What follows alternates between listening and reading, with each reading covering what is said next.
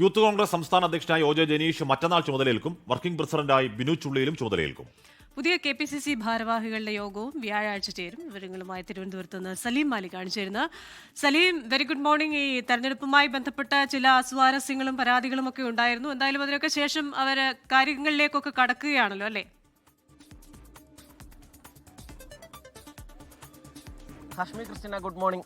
KPCCയുടെ പുതിയ ഭാരവാഹികളുടെ ആദ്യ യോഗമാണ് 23-ാം തീയതി, അതായത് വ്യാഴാഴ്ച നടക്കുന്നത്. അതിൽ തന്നെയാണ് യൂത്ത് കോൺഗ്രസിന്റെ സംസ്ഥാന അധ്യക്ഷനും വർക്കിംഗ് പ്രസിഡന്റും ചുമതലയേൽക്കുന്നത്. കോൺഗ്രസിനെ സംബന്ധിച്ചിടത്തോളം ഈ രണ്ട് നടപടിക്രമങ്ങളും, ഒന്ന് KPCC ഭാരവാഹി പട്ടികയും ഒപ്പം തന്നെ യൂത്ത് കോൺഗ്രസിന്റെ അധ്യക്ഷ പ്രഖ്യാപനവും, അത് വലിയ തർക്കങ്ങളിലേക്ക് പോയിരുന്നു. അക്കാര്യങ്ങൾ തർക്കങ്ങളും പൊട്ടിത്തെറിയും ഒക്കെ പാർട്ടിക്കുള്ളിൽ ഉണ്ടായിരുന്നു. പക്ഷേ അതൊക്കെ ഒരു പരിധിക്കപ്പുറത്തേക്ക് വലുതായില്ല എന്നുള്ളൊരു ആശ്വാസമാണ് KPCC നേതൃത്വത്തിനുള്ളത്. കാരണം കഴിഞ്ഞ ദിവസങ്ങളിലൊക്കെ തന്നെ സാധാരണഗതിയിൽ KPCCയുടെ പുനഃസംഘടനയോ ഇതുമായി ബന്ധപ്പെട്ട ഏതെങ്കിലും നടപടിക്രമങ്ങളോ ഉള്ളപ്പോൾ കോൺഗ്രസിനുള്ളിൽ സംഭവിക്കുന്നതിന്റെ അത്രയും വലിയ പൊട്ടിത്തെറി ഉണ്ടായിട്ടില്ല എന്നുള്ളതാണ് നേതൃത്വം കണക്ക് കൂട്ടുകയും വിലയിരുത്തുകയും ചെയ്യുന്നത്.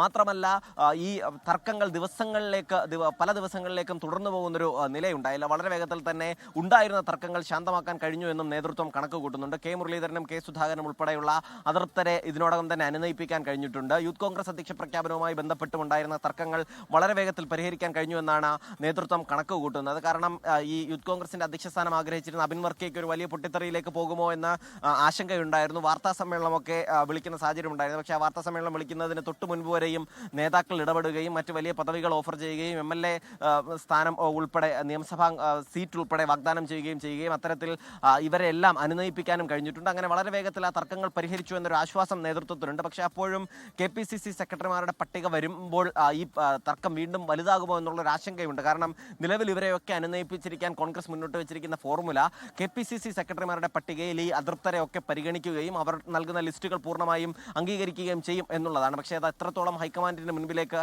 ആ വലിയ പട്ടിക എത്തുമ്പോൾ അത് എത്രത്തോളം നടപ്പിലാകും എന്നുള്ള കാര്യത്തിൽ ഒരു വ്യക്തത കുറവുണ്ട്. അതുകൊണ്ട് തന്നെ സ്വാഭാവികമായും അങ്ങനെ ഇവരുടെ പട്ടികയിൽ നിന്ന് ആളുകൾ ഒഴിവാക്കിയാൽ വീണ്ടും നിലവിൽ ശാന്തമായിരിക്കുന്ന ഈ കോൺഗ്രസിന്റെ തന്നെ പ്രധാനപ്പെട്ട അതൃപ്തർ വീണ്ടും ഒരു വലിയ പൊട്ടിത്തെറിയിലേക്ക് പോകാനുള്ള സാധ്യതയുമുണ്ട്. അത്തരത്തിലുള്ള കാര്യങ്ങളൊക്കെ നേതൃത്വം കണക്ക് കൂട്ടുന്നുണ്ടെങ്കിൽ പോലും വളരെ വേഗത്തിൽ തന്നെ KPCC സെക്രട്ടറിമാരുടെ പട്ടികയും പുറത്തുവിടാനാണ്.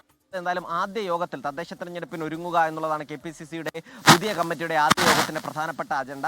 ലോകത്തെവിടെയായാലും ഏത് സമയത്തും 24 വാർത്തകളും ഓഗ്മെന്റഡ് റിയാലിറ്റി പാക്കേജുകളും എക്സ്പ്ലെയിനറുകളും വിശദമായി കാണാൻ ഞങ്ങളുടെ YouTube ചാനൽ നിങ്ങൾക്ക് സബ്സ്ക്രൈബ് ചെയ്യാം.